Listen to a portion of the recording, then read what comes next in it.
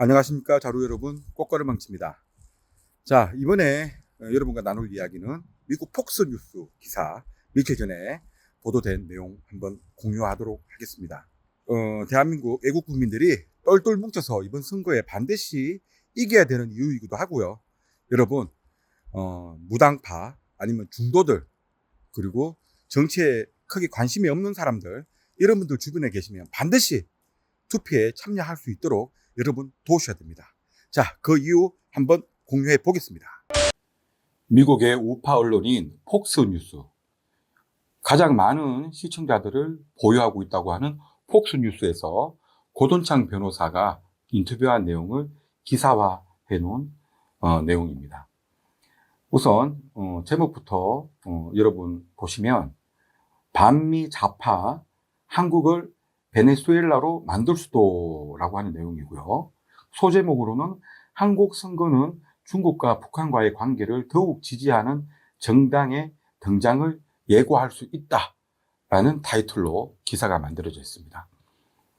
초반에 도입부에는 대한민국의 윤석열 대통령이 12월 3일 선포한 계엄령을 이유로 헌법재판소에 만장일치로 파면이 되었다는 내용과 함께, 그로 인해서 6월 3일 조기 대선이 실시되며, 자, 여기 한번 보시면, 자, 이재명 대표를 이제 언급하는 내용에서 굳이 하드코어라고 하는 단어를 집어넣습니다. 강경, 그리고 안티 아메리칸, 반미 좌파인 민주당의 이재명이 유력하게 거론되고 있다고 합니다. 예, 극좌 이재명이라고 이렇게 언급을 하고 있죠.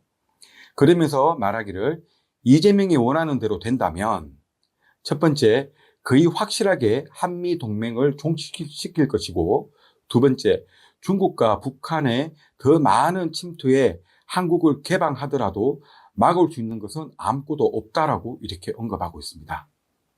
세 번째, 대한민국을 북한의 공식 명칭인 조선민주주의 인민공화국으로 통합시키는데 최선을 다할 것이라고 미국에서는 말을 하고 있습니다. 섬뜩하지 않습니까? 북조선인민민주주의 공화국과 함께 통일 전선에 대한민국을 통합을 시켜서 조선민주주의 인민공화국으로 이렇게 말을 할 것이다 라고 말을 하고 있습니다. 그러면서 이제 미국에서 말을 하기를, 이재명의 성향은 첫 번째, 완전히 무자비한 사람이고, 두 번째, 윤석열 대통령이 복귀가 되면 끔찍한 대량 유혈 사태와 혼란을 초래될 것이라고 경고하기도 했으며, 세 번째, 차기 선거에서 부정을 저지를 것이 거의 확실하다라고 미국은 예견하고 있습니다. 그가 대통령이 된다면, 이 부분 우리 자루님들 중에서도 댓글로 이거를 남겼고, 저도 종종 쓰는 그런 내용이긴 하지만, 미국에서 실제로 제가 쓰는 이 워딩을 사용하고 있다는 것이 너무나 두렵군요. 다음 선거는 한국에서 실시되는 마지막 선거가 될 수도 있다라고 언급을 하고 있습니다. 어디에서? 폭스뉴스에서. 부정선거에 대한 언급이 또 있었고요. 2020년부터 2024년 사이에 실시한 투표에 대해서 집중해서 언급하고 있습니다. 그리고 2022년도 대선에서 이재명이 인상적인 성적을 거두는 것도 믿기 힘든 일이며, 그는 마지막 여론조사에서 나타난 것보다 훨씬 더 근소한 차이로 윤석열 후보에게 패했다. 그 이유는 미국에서는 부정선거로 보고 있죠. 그러면서 몇 가지 질문과 함께 고돈창 변호사는 저명한 전문가들이 했던 말을 인용을 하고 있습니다.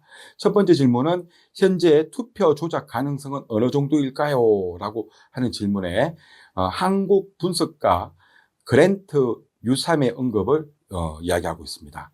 차기 대선에서 부정선거의 가능성은 99%, 어쩌면 100%가 될 것이다 라고 유삼 분석가는 말을 했고요. 선거 과정의 모든 단계는 조작과 노골적인 부정행위에 취약하며 선관위는 오염된 조직이다.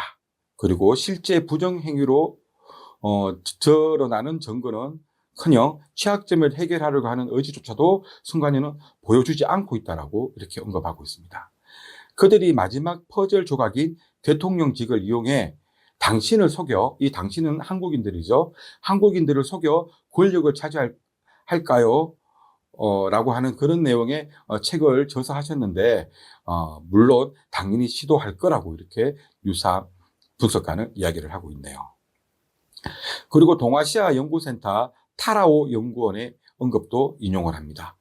헌법재판소 판결 이후 중앙선관위는 더욱 강력해졌으며 그들은 누군가 부정선거를 언급하는 것을 상당히 싫어한다. 그리고 한국인들이 부정선거라고 언급하는 이유는 국정원 선관위 시스템에 취약하다는 것을 발견했으며 투표, 개표, 선거인 명부 등을 조작할 수 있다는 것을 발견했다. 그리고 악명 높은 북한의 라자루스 그룹을 포함해서 북한 해커들도 선관위 시스템에 침투했었다. 더 심각한 것은 이와 같은 결과를 선관위는 인정하지 않고 시스템 강화에 전혀 노력을 기울이지 않고 있다는 것에 더 놀라워하고 있습니다.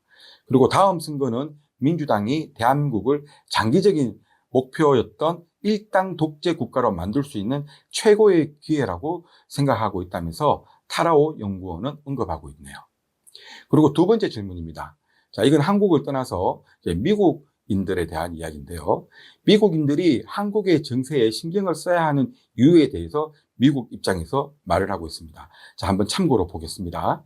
좌파 대통령이었던 문재인 때 삼성을 비롯한 한국 대기업들이 기술을 공개하도록 압박하여 중국에 귀중한 지원을 제공하려고 했었고, 삼성은 대만의 TSMC와 함께 세계에서 가장 정교한 컴퓨터 칩, 반도체를 말하는 것이겠죠. 생산하고 있으며 대만이 중국에 넘어갈 경우 삼성의 기술이 베이징, 그러니까 중국의 손에 들어가면 중국이 전 세계의 칩 제조를 장악하게 될 것이다.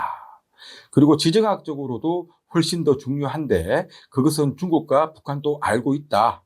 중국과 북한은 한국의 민주주의를 전복하기 위한 은밀한 노력에 적극적으로 참여해 왔었다. 그러니까 지금 당장 일어난 일이 아니라 그전부터 이렇게 진행을 해왔던 공작이라고 말을 하고 있습니다.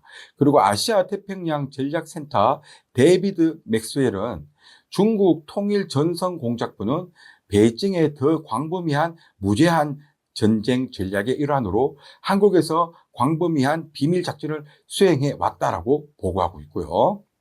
또한 맥스웰은 한국은 정치인, 시민단체, 비밀단체 등 남한 내 친북 세력이 북한의 통일전선부와 정찰총국으로부터 엄밀한 지원을 받고 있다라고 지적하면서 간첩이 있다는 것을 이렇게 간접적으로 표현하고 있습니다. 또한 맥스웰은 북한과 중국에서 남한 정부를 약화시키는 것은 한미동맹을 파탄시키고 미국의 핵우산을 해체하며 궁극적으로 미군은 한반도와 아시아 대륙에서 몰아내려고 하는 수단이라고 지적을 하고 있습니다. 그러면서 위에서 언급드렸던 그랜트 뉴삼은 또 이렇게 우리의 뼈를 때리는 말로 이 기사는 마무리가 됩니다.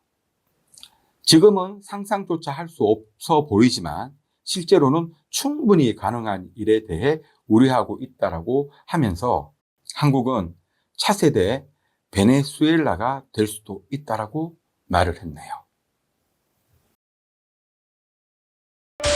이렇게 대한민국이 차세대 베네수엘라와 같은 나라가 될 수 있다라고 예견하고 있습니다. 자, 어떻게 되면 정권이 그들의 손으로 넘어가게 되면 그렇게 된다는 것이죠. 여러분, 정말 생각은 조금씩 다르겠지만 똘똘 뭉쳐서 그리고 최선을 다해서 목숨을 걸어야 됩니다, 여러분. 여기까지 끝.